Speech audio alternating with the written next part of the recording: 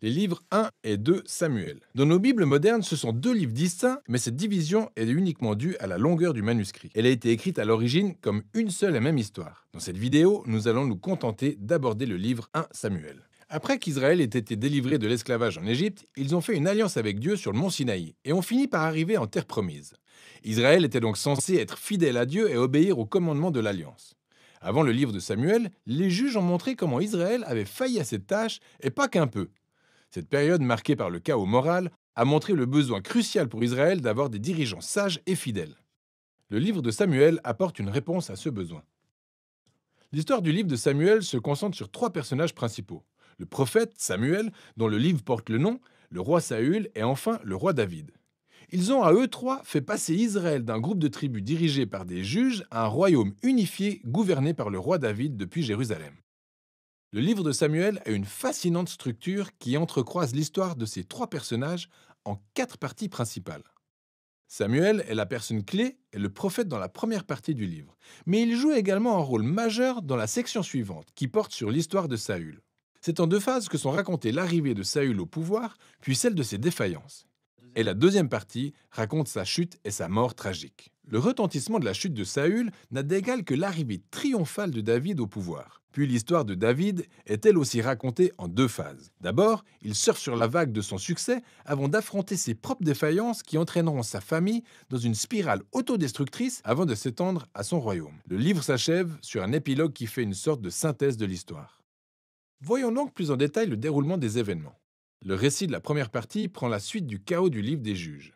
C'est là où nous découvrons l'histoire émouvante d'une femme nommée Anne, peinée par le fait de n'avoir jamais réussi à avoir d'enfant. Et par la grâce de Dieu, elle a enfin un fils nommé Samuel.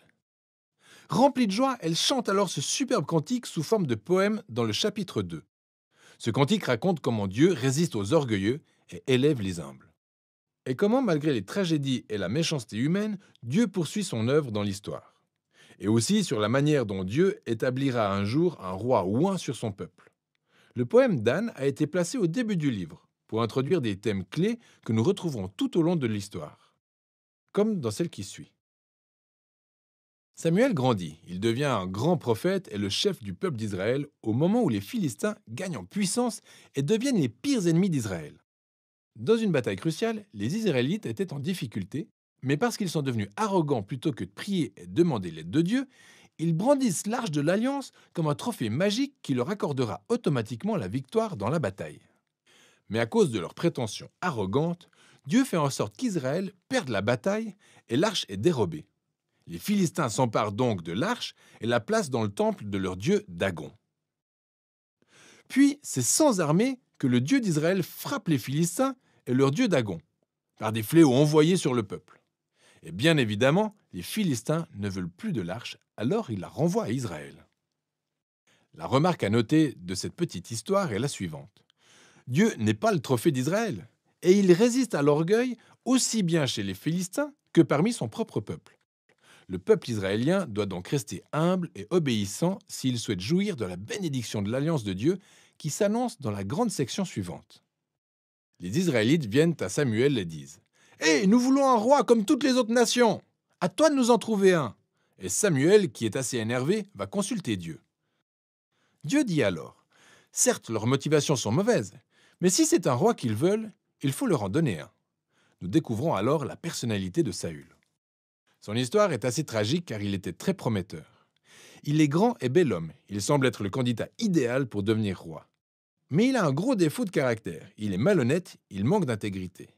Et il semble incapable de reconnaître ses propres erreurs, et ce sont justement ces défauts qui vont précipiter sa chute.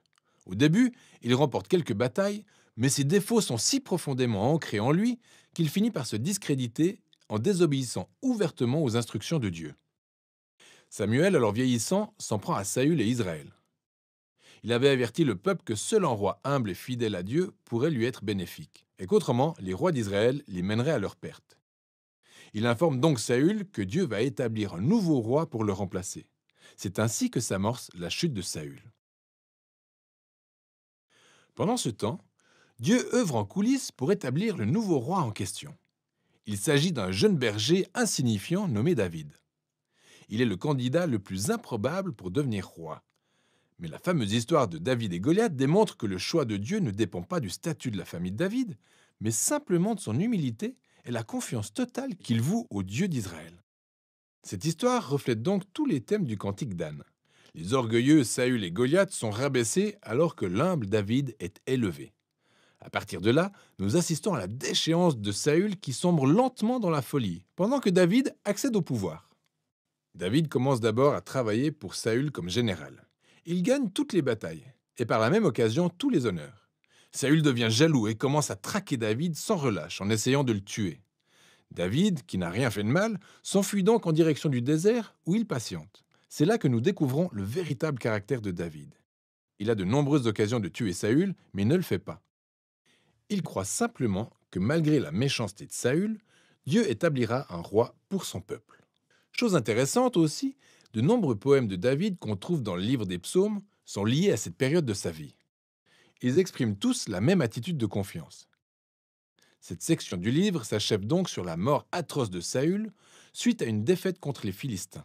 1 Samuel relate certaines histoires parmi les plus complexes de la Bible, très habilement racontées dans ce livre. Et les personnages de Saül et David y sont dépeints de manière très réaliste. L'auteur les présente de manière à faciliter une étude de leur caractère, pour vous permettre de vous identifier à eux. D'où la mise en garde qu'on remarque dans l'histoire de Saül. Il est crucial de méditer sur nos propres défauts de caractère et la manière dont ils peuvent nous nuire à nous-mêmes ainsi qu'aux autres. Et avec l'aide de Dieu, nous nous devons de devenir humbles et traiter notre côté obscur de manière à ce que l'histoire de Saül ne devienne pas la nôtre. David, en revanche, est présenté comme un exemple de patience et de confiance dans le plan de Dieu pour nos vies. Alors qu'il s'enfuit dans le désert parce qu'il est pourchassé par Saül, David a toutes les raisons de penser que Dieu l'a abandonné. Mais cette idée ne l'effleure même pas. L'histoire de David nous encourage donc à croire que malgré la méchanceté humaine, Dieu poursuit son œuvre en résistant aux orgueilleux pour élever les humbles. Et voilà ce dont il est question dans le livre de 1 Samuel.